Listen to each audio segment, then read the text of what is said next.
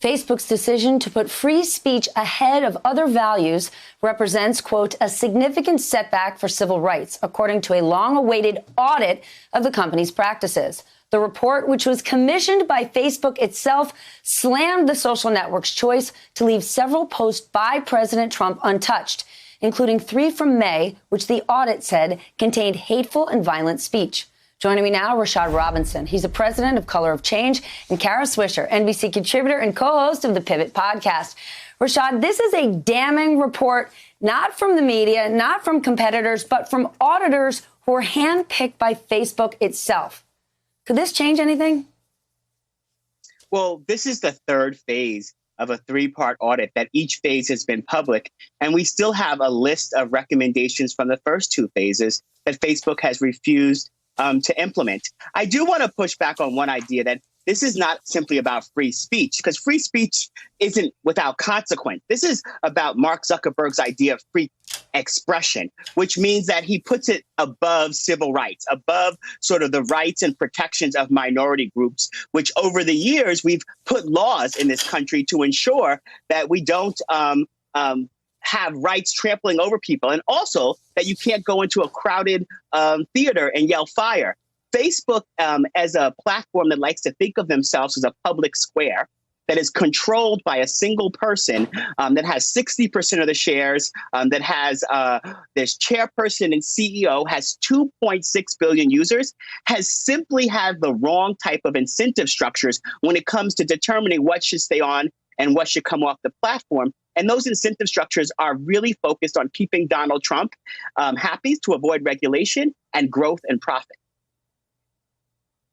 Kara, how do lawmakers not step in here? The audit stressed that the decisions to allow misleading posts like Trump's posts about mail-in ballots, which are completely untrue, leaves our election exposed to interference. How do our lawmakers not step in?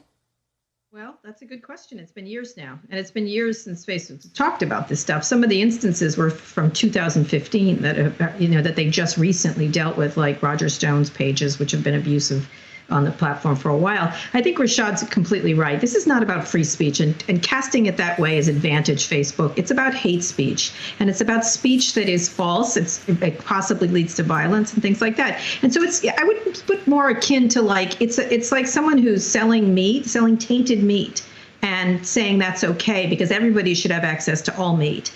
And so it's just any other product you put in there, it seems ridiculous. And this is ridiculous. They are not defenders of free speech. They're defenders of their business model, which they want to have engagement, enragement, and more people using it. And if you look at their own audit is saying this, but they have these sort of, intellectual light ideas about what free speech is and what it means. And unfortunately, they've gotten a lot of people to go along with them and mischaracterize what's happening here. This is hate speech. This is toxic material. This is false stuff. And they're allowing it to go unchecked on the platform. And it's as simple as that. Rashad, you were in the meeting with Mark Zuckerberg and other executives on Tuesday. What was it like? This is like the second meeting I think I've had with Mark in the last 2 months, and, have had others as well. What continues to happen in these meetings is I feel like, when you have a meeting with someone and you feel like you've explained something, you went through some issues, and then you come back to the meeting and it's almost like the previous meeting didn't exist and you're starting back at zero.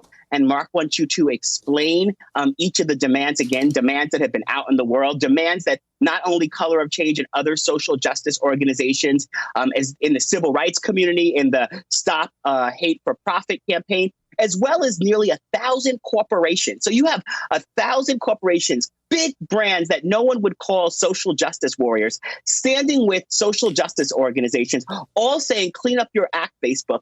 And we get there and he wants us to re-explain the demands, but also sort of not taking accountability for the problems on their platform. We continue to get sold this story that Facebook is doing everything right, that they're working harder, that they're much better than the other platforms. It's like having a hurricane happening outside, someone handing you an umbrella and thinking that that's enough. And time again, the sort of small fixes around the edges are Facebook handling all of us in an umbrella while they have created a hurricane, and a hurricane that's impacting our elections, our information systems, and so much about how we communicate and engage in our society.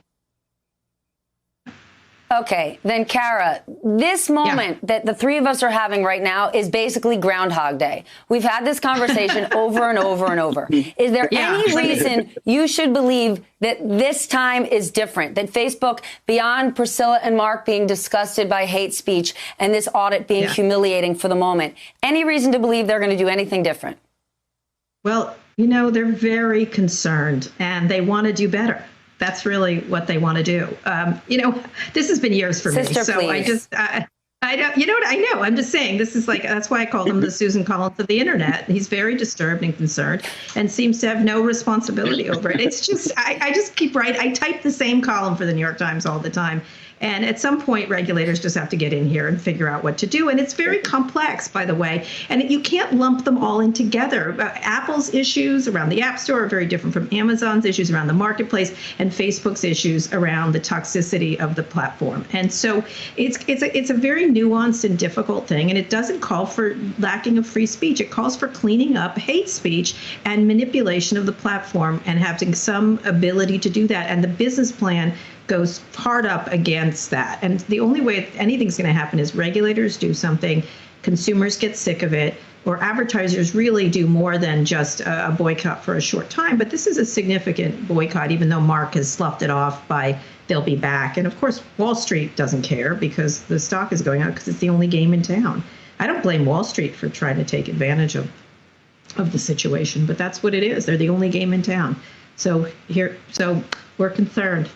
Hey there, I'm Chris Hayes from MSNBC. Thanks for watching MSNBC on YouTube. If you want to keep up to date with the videos we're putting out, you can click subscribe just below me or click over on this list to see lots of other great videos.